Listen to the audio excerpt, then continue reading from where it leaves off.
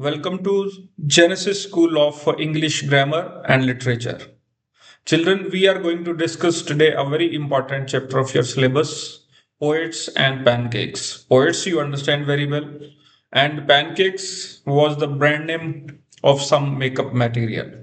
मैं डॉक्टर पवन कुमार जोजो सर और आज का हमारा टॉपिक रहेगा पोएट्स एंड पैनकेक्स। सबसे पहले हम लोग थोड़ा राइटर के बारे में डिस्कस कर लें क्योंकि ये बड़ा जरूरी है। इसमें कुछ क्वेश्चंस लिमिटेड, बहुत ज़्यादा नहीं, बिकॉज जैसे राइटर का नेम का पता होना या यहाँ पर क्योंकि आपकी बुक में जो है एनसीईआरटी की बुक है जो उसमें इसके बारे में थोड़ा दिया हुआ है और वो क्वेश्चन में आता है एक बार, तो हम लोग थोड़ा इसको भी स्टडी करेंगे। मैंने आप लोगों की फैसिलिटी के लिए जो राइटर है ताकि वो आपको याद रहे, उसकी यंग एज की ओल्ड एज की फोटो भी साइड में दी है। तो the writer name is Ashok Mitran, southern है। सो Ashok Mitran 1931 to 2017 he was a Tamil writer and he recounts his years at Gemini Studios in his book My Years with Boss। तो ये actually chapter जो है उसकी बुक में एक मेंशन किया गया है और बुक का नेम है माई ईयर्स विद बॉस। ये क्वेश्चन पेपर में आ सकता है आपको। So he talks of the influence of movies on every aspect of life in India. ये थीम वाले क्वेश्चन में ये लाइन बहुत काम करने वाली है कि उसमें वो इस बुक में एक्चुअली उसने क्या बताया है कि किस तरीके से जो मूवीज हैं वो लाइफ एस्पेक्ट को कैसे अफेक्ट करती हैं, राइट। द जेमिनी स्टूडियोज, ये भी याद रहेगा आपको, Gemini studios located in Chennai was set up in 1940। ये क्वेश्चन शॉर्ट आंसर टाइप के लिए, वेरी शॉर्ट के लिए आप लोग तैयार करेंगे। It was one of the most influential film producing organisations of India in the early days of Indian film making. तो 1940 का टाइम है, तो उस टाइम में मूवीज बनाने के लिए जो फिल्म कंपनीज होती थी वो बहुत ज्यादा नहीं थी। तो जेमिनी स्टूडियो जो है it was one of the famous film making organisation, okay. And its founder was S Vasan. ये वेरी शॉर्ट के लिए आप लोग तैयार करेंगे ये क्वेश्चन की who was the founder of Gemini studio, S Vasan. The duty of Ashok Mitran in Gemini Studio was to cut out newspaper clippings on a wide variety of subjects and store them in files। ये question जो है short answer type में कई बार आ जाता है कि writer की वहां पर जेमिनी स्टूडियो में क्या ड्यूटी थी। तो न्यूज़पेपर की जो क्लिपिंग्स होती हैं, जो इंपॉर्टेंट न्यूज़ होती हैं, जो उन्हें लगता था उनके प्रोफेशन के अकॉर्डिंग, वो उसको कट किया करते थे डिफरेंट टॉपिक्स के ऊपर एंड स्टोर दम इन फाइल्स, फिर उन्हें वो फाइल्स में लगाया करते थे। Many of these had to be written out of hand. कईयों बार उन्हें वो अपने हाथ से भी लिखना पड़ता है। Although he performed an insignificant function, he was the most well informed of all the members of Gemini family. देखो यहाँ पर एक बात जो बताई गई है, एक तो राइटर का जो काम है उसको इनसिग्निफिकेंट यानी अनइम्पोर्टेंट बताया गया है। हर कोई सोचेगा कि पेपर काटता रहता है तो he performs nothing, good for nothing है, राइट। लेकिन एक चीज जो यहाँ पर हम पढ़ रहे हैं कि उसकी जो नॉलेज है जेमिनी फैमिली के बारे में, उसकी जो ऑब्जर्वेशन है, तो he is a good observer because he observes each and every moment and capture it and he has written this book, right. So the following is an except. Except का मतलब होता है पीस, स्मॉल पीस, यानी book बड़ी है उसका एक कुछ पार्ट आपके लिए यहाँ चैप्टर में यहाँ रखा गया, ठीक है। सो बुक का नाम आप नहीं भूलेंगे, माई ईयर्स विद बोस। तो तीन चार जो है very short answer type question हमें यहाँ से मिले हैं, जैसे S Vasan is the founder, Gemini studio की स्टैब्लिशमेंट, और ये जो चैप्टर आप पढ़ रहे हैं और ये चैप्टर कौन सी बुक से लिया गया है। तो ये आपने क्वेश्चंस वेरी शॉर्ट में तैयार करने। इसमें एक शॉर्ट आंसर टाइप क्वेश्चन जो मैंने आपको बताया कि व्हाट वाज द रिस्पॉन्सिबिलिटी या ड्यूटी ऑफ द राइटर, ये क्वेश्चन भी यहाँ से आपको मिल गया। चलिए हम शुरू करते हैं। पहले क्वेश्चंस पर नहीं जाएंगे, हम लोग स्टार्ट करेंगे। So pancake was the brand name of makeup material that Gemini Studios bought in truck loads. Beginning से ही हम लोग एक लॉन्ग आंसर टाइप क्वेश्चन तैयार करना शुरू करेंगे क्योंकि राइटर का जो राइटिंग स्टाइल है वो इसमें ह्यूमर क्रिएट करता है। जैसे कि वो फर्स्ट बिगनिंग लाइन में क्या कह रहा है कि पैनकेक एक ब्रांड नेम था मेकअप मटेरियल का, but it was brought in Gemini studio in truck loads, मतलब बहुत सारा मेकअप मटेरियल जो है वो लाया गया था। वो अपनी बात को थोड़ा ह्यूमरसली वो यहाँ रखता है, राइट। फिर यहाँ पर लिखा है Greta Garbo must have used it, Miss Gohar must have used it, Vyjayanthimala must also have used it, but Rati Agnihotri may not have even heard of it. So ये जो नेम यहाँ पर मेंशन किए गए ये सब हीरोइंस के नेम है। यहाँ पर ग्रेटा गाबो है, चाहे मिस गोहर है, वैजयंती माला है। तो तीन जो पहले नाम दिए गए हैं इनके नाम तक तो जो है जो पैनकेक था वो मेकअप मटेरियल यूज किया गया था, लेकिन रति अग्निहोत्री जब तक वो हीरोइन बनी तो उस टाइम तक ये मार्केट से एबोलिश हो गया, तो इसलिए ऐसा कहा गया कि Rati Agnihotri may not have heard of it. The makeup department of Gemini studio was in upstairs of a building that was believed to have been Robert Clive's stables. तो ये क्वेश्चन एक यहाँ पर और हमें मिल जाता है, क्योंकि जेमिनी स्टूडियो को कहाँ एस्टेब्लिश किया गया, अपस्टेयर्स एक बिल्डिंग है जहां पर कभी रॉबर्ट क्लाइव जो है उनका स्टेबल्स था। स्टेबल्स कौन सी जगह होती है जहां पर घोड़ों को रखा जाता है, ठीक है। तो रॉबर्ट क्लाइव जो है वो ब्रिटिश आर्मी में एक जो है कमांडर इन चीफ था। तो उस वहां जो जगह सेलेक्ट की गई है मेकअप डिपार्टमेंट के लिए जेमिनी स्टूडियो में, तो वो रॉबर्ट क्लाइव के स्टेबल को किया गया, ठीक है। A dozen other buildings in the city are said to have been his residence. Robert Clive के बारे में कहा गया है कि और भी बहुत सारी बिल्डिंग्स वहां उस एरिया में रही जहां पर उसने उनको अपना रेजिडेंस बनाया। And for his brief life and even briefer stay in Madras, Robert Clive seems to have done a lot of moving. Lot of moving का मतलब है कि रॉबर्ट क्लाइव ज्यादा समय के लिए नहीं रहा इंडिया के अंदर मद्रास में, उसका स्टे ज्यादा बड़ा नहीं था, लेकिन जितना भी छोटा ब्रीफर स्टे था उसमें लॉट ऑफ मूविंग, हलचल खूब रही उसके वहां होने से, ठीक है। Besides fighting some impossible battles in remote corners of India, ये उसकी मूविंग्स हैं, ठीक है। कि उसने इंडिया के अंदर रिमोट कॉर्नर्स में काफी जो है बैटल्स उसने फाइट किए। And marrying a maiden in Saint Mary church in Fort Saint George in Madras. तो एक उसकी मूविंग हम ये भी नोट कर सकते हैं कि उसने एक लड़की से शादी की सेंट मैरी चर्च में, और सेंट मैरी चर्च कहाँ पर स्टेब्लिश था, एक फोर्ट में जिसका नाम है सेंट जॉर्ज, और वो मद्रास में ही था। तो यहाँ से चिल्ड्रन हमें दो तीन क्वेश्चन मिल गए हैं यहाँ पर। तो what is pancake, simplest question आपको मिल सकता है, और आपको इसकी लिखना पड़ेगा कि वो ब्रांड नेम है और इसे ग्रेटा गाबो, मिस गोहर, वैजयंती माला ने तो यूज किया, बट अग्निहोत्री ने यूज नहीं किया, वो इसे ट्रक लोड्स करके लाया गया, राइट। फिर सेकंड क्वेश्चन है कि मेकअप डिपार्टमेंट कहाँ पर स्टेब्लिश हुआ, ये लोग ये भी आपका आंसर है। फिर थर्ड क्वेश्चन यहाँ रॉबर्ट क्लाइव को लेकर के क्रिएट होता है।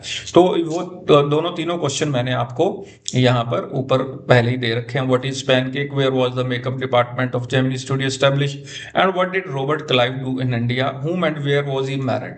तो मूविंग्स पर क्वेश्चन आ जाता है तो आप दोनों मूविंग्स लिखेंगे कि उसने बैटल्स भी काफी फाइट किए और उसने यहाँ पर शादी भी की है, राइट। तो ये पिक्चर मैंने कहीं से स्टील की है, नेट से ही।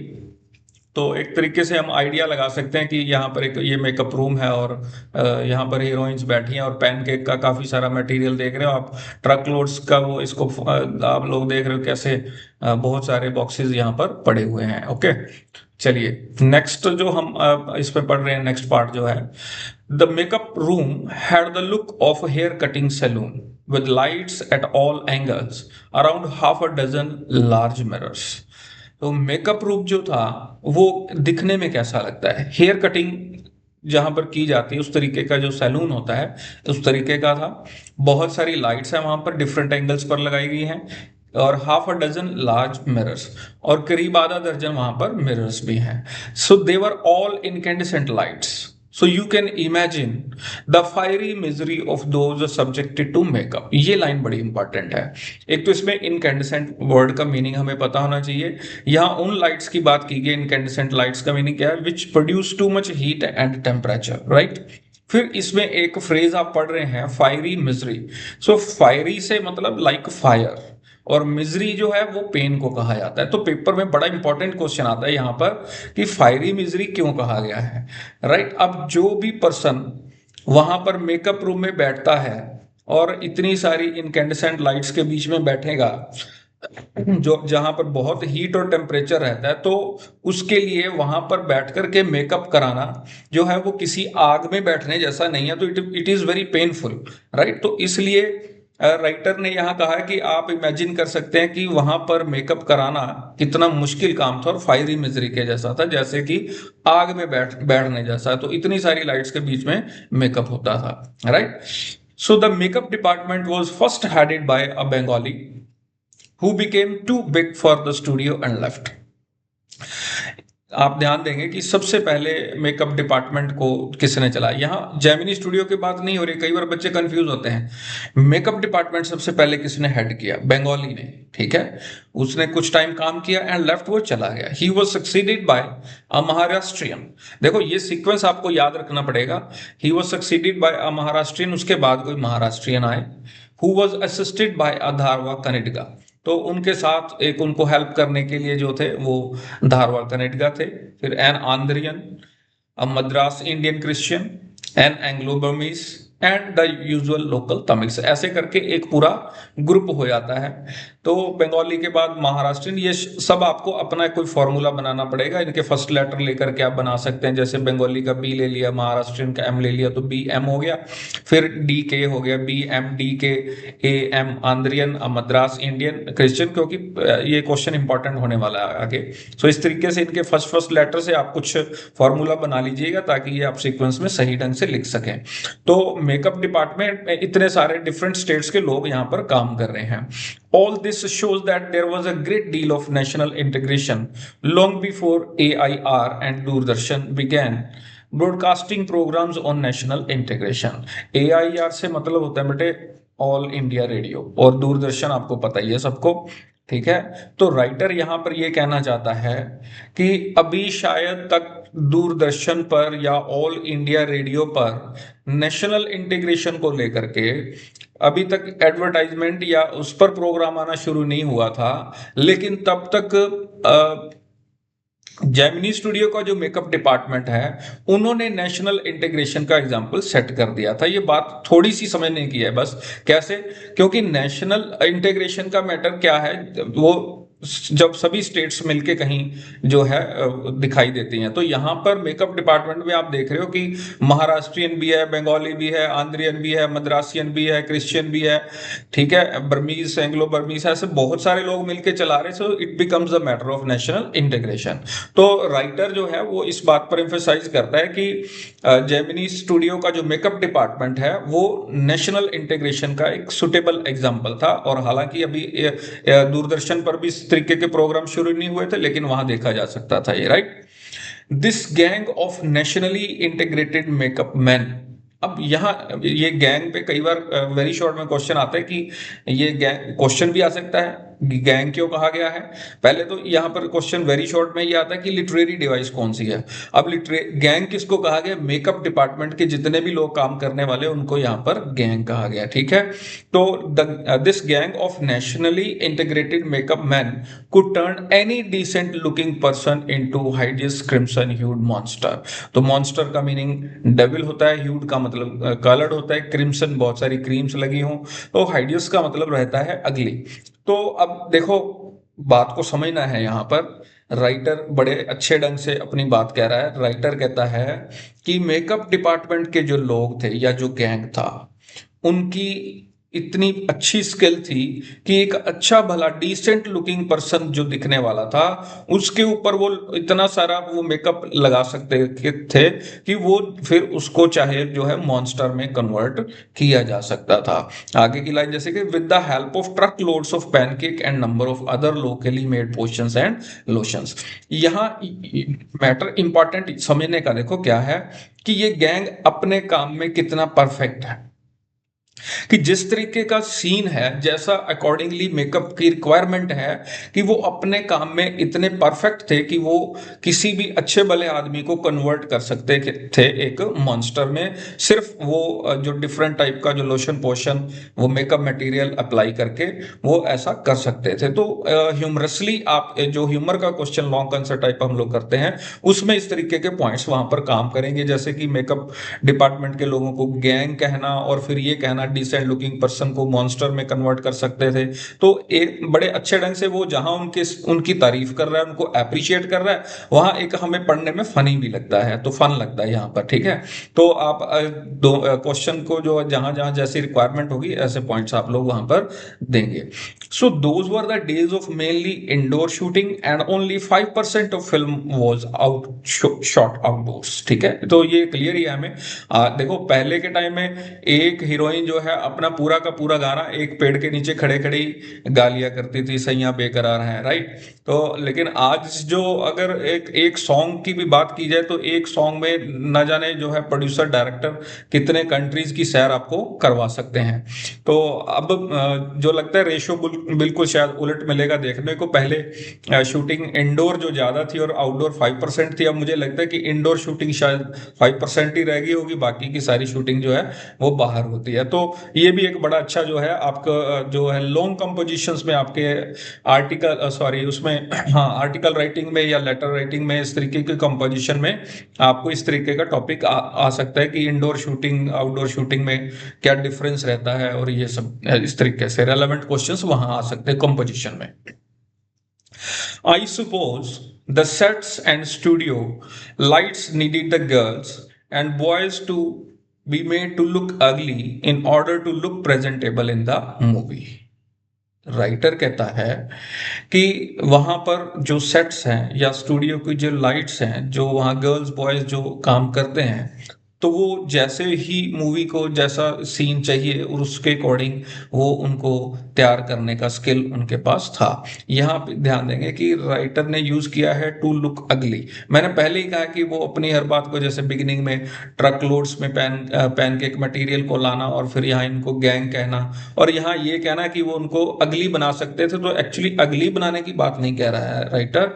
वो ये कह रहा है कि they were so skilled in their profession that they could turn any person and according to the presentable scene in the movie. तो मूवी में जैसा सीन चाहिए और उसका जैसा मेकअप जैसा उसका अपीयरेंस होना चाहिए, so they were so good in their work. Okay, तो ये यहाँ पर आपका मेकअप जो है डिपार्टमेंट के बारे में आप नेशनल इंटीग्रेशन का क्वेश्चन, फायर इमेजरी का क्वेश्चन और उनके गैंग को लेकर के क्वेश्चन, इस तरीके के शॉर्ट आंसर टाइप क्वेश्चन आपको मिलेंगे, ठीक है। तो आप लोग इसको तैयार करेंगे, साथ साथ हम क्वेश्चन कर ही रहे हैं।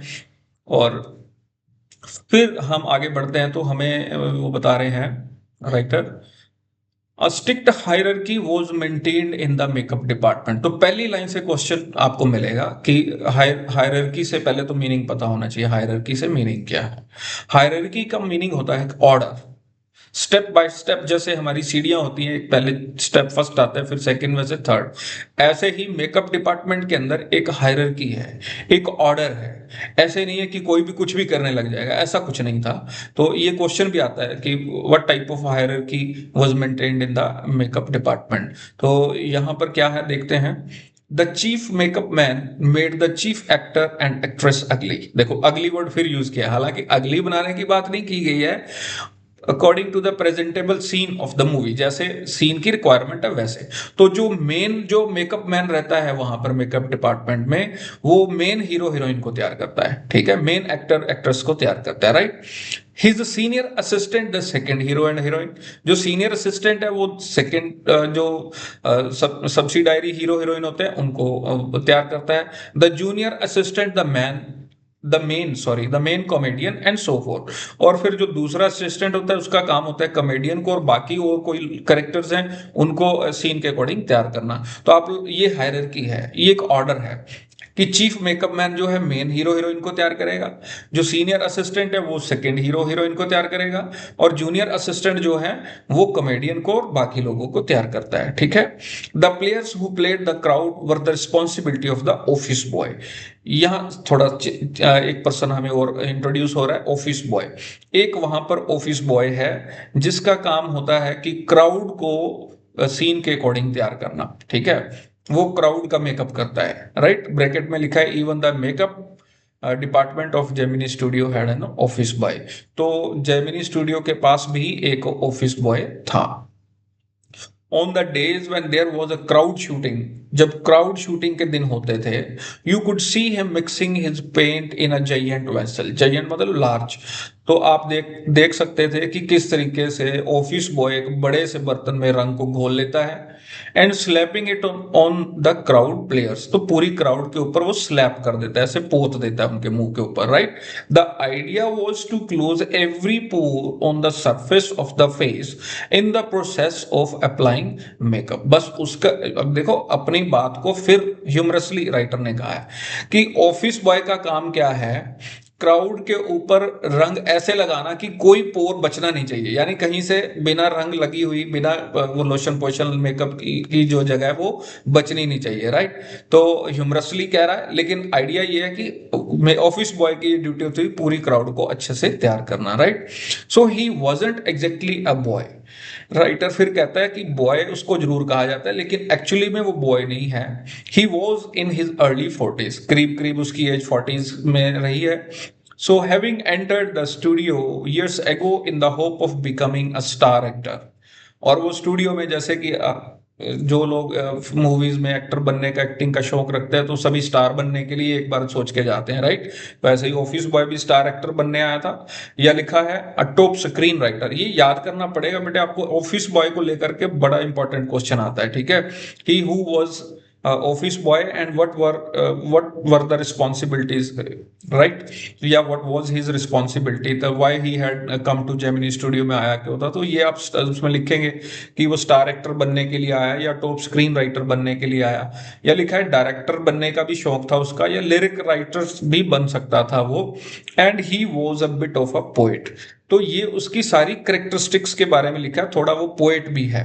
लेकिन देखो बनने तो वो स्टार आया है, लेकिन वो वहां पर अभी फिलहाल उसका जो रोल है वो एक क्राउड को तैयार करना है, और सीन के अकॉर्डिंग जैसा मेकअप चाहिए तो वो अपनी रिस्पॉन्सिबिलिटी पूरी करता है। तो यहां से एक तो हायरार्की को लेकर के आपको क्वेश्चन आने वाला है, और एक क्वेश्चन आपको ऑफिस बॉय से लेकर के आएगा, और कुछ पॉइंट आपको यहाँ पर जो लॉन्ग आंसर क्वेश्चन है ह्यूमर वाला, वो क्वेश्चन के आंसर भी आपको यहाँ पर मिल जाते हैं, ठीक है। तो ये पिक्चर जो है आप देख रहे होंगे कि कैसे वो एक जाइंट वेसल के अंदर खूब सारा रंग घोल के तैयार है, और पीछे सब करेक्टर्स खड़े हुए वेट कर रहे हैं कि वो कब सबके मुंह के ऊपर ये कलर पोत देगा। चलो ठीक है, ये आप लोगों की मेमोरी शार्प करने के लिए मैंने इधर उधर से कलेक्शन की है। साइडों में देख रहे हो ना पैनकेक के कितने सारे जो है कैरेट्स पड़े हुए हैं यहाँ पर, राइट।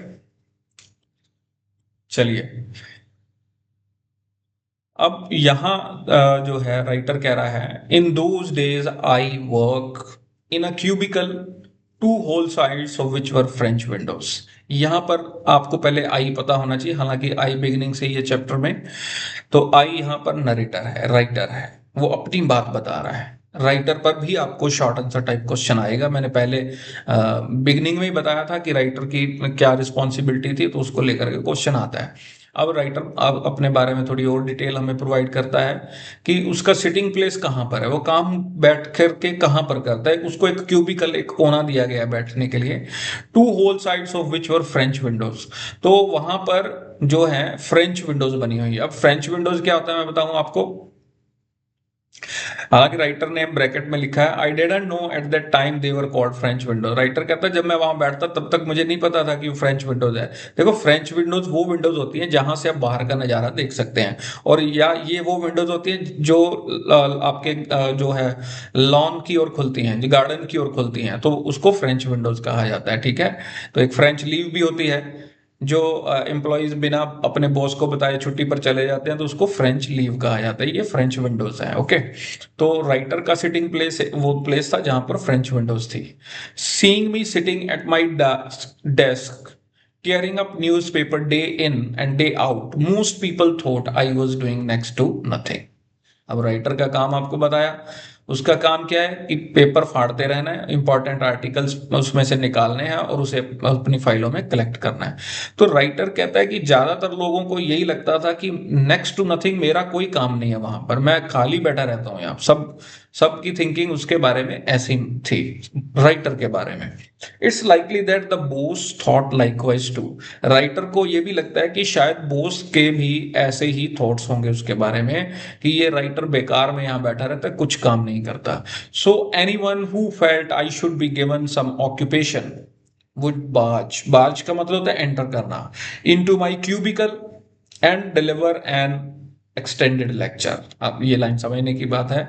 राइटर कहता है वो जितने भी लोग जो मुझे खाली बैठा समझते थे और वो ये समझते थे कि राइटर को कुछ काम मिलना चाहिए, वो मेरे क्यूबिकल यानी उसके सिटिंग प्लेस के पास आते हैं और डिलीवर एन एक्सटेंडेड लेक्चर, और उसे लेक्चर देते हैं। अब देखो लेक्चर क्या होता है, मान लो कोई आदमी खाली बैठा रहता है तो उसको यही कहा जाता है भाई ये काम कर लो, भाई ये काम कर लो, ये कर लो, ऐसे करके वो उनके दिए हुए लेक्चर्स को वो इस तरीके से बताता है कि सब लोग ये मानते थे कि मैं कोई काम नहीं करता, राइटर कहता है, और इसलिए जिस किसी का मन करता था वो लेक्चरबाजी करने के लिए, लेक्चर देने के लिए वो उसके क्यूबिकल में आ जाते थे, राइट।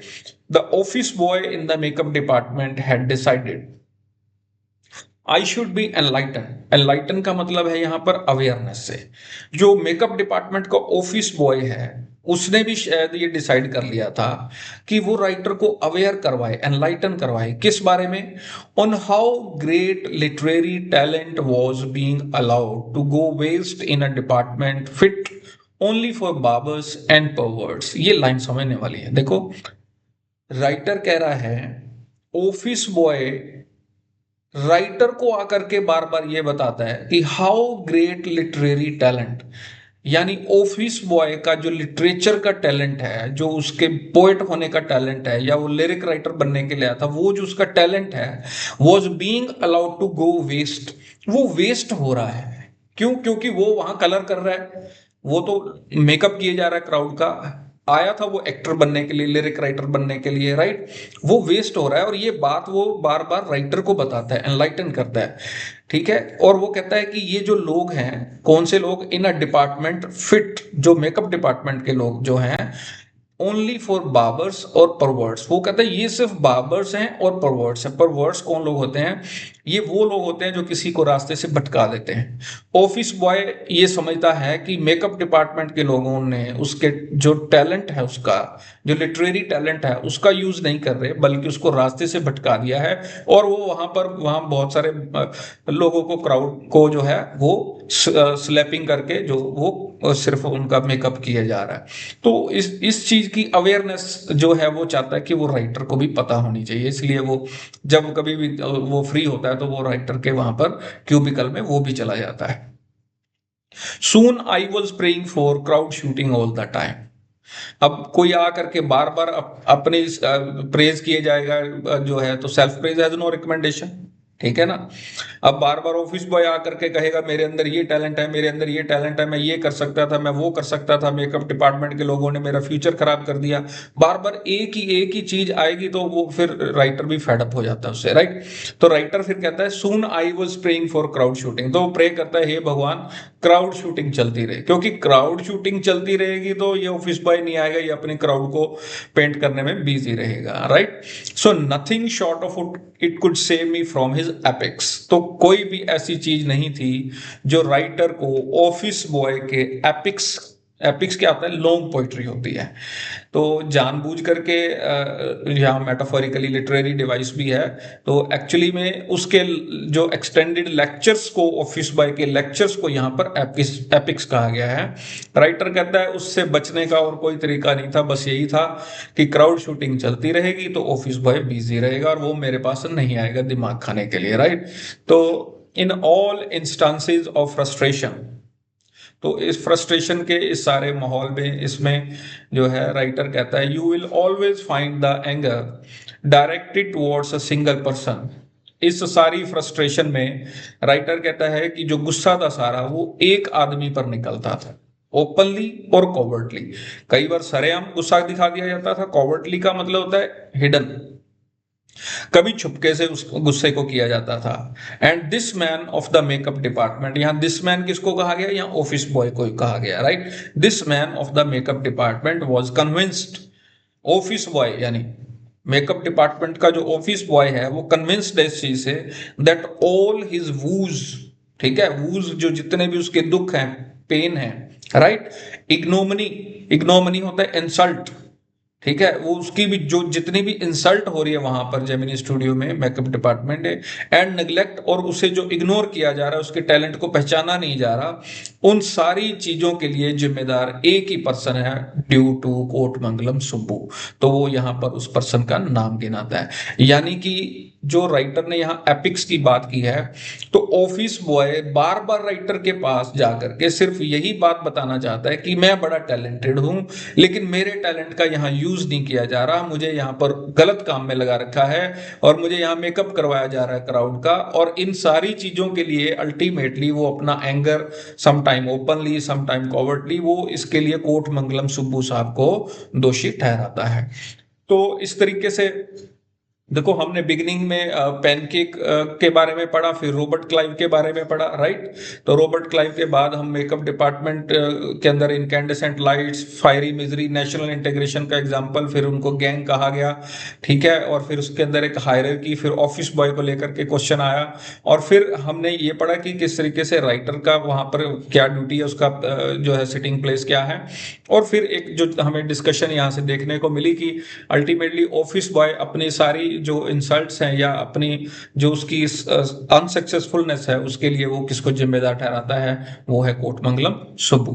तो ये एक पिक्चर है जहां पर ये देखो, ये फिक्शनल है, आप लोग ध्यान देना। हम यहाँ राइटर बैठा हुआ है, आप देख रहे हैं, और किस तरीके से वो आकर के सुब्बू, सॉरी सुब्बू नहीं, ऑफिस बॉय, वो अपनी लिटरेरी टैलेंट की बात कर रहा है, और वो उसको बोर हो रहा है वहां बैठ के, राइटर उसके पास में, ठीक है। तो ये फिक्शनल पिक्चर इधर उधर से मैंने कहीं से ली है, आप इसको देख लेना, इसको समझ लेना, ठीक है, तो आप ताकि आपको और अच्छे से समझ में आए। इस तरीके से देखो, फ्रेंच विंडोज भी बनी हुई हैं, और वो उसका क्यूबिकल एक प्लेस कोना उसको जो दिया वो वहां पे बैठ के वो अपना कैसे पेपर कटिंग वटिंग करता है, ये सब बात है।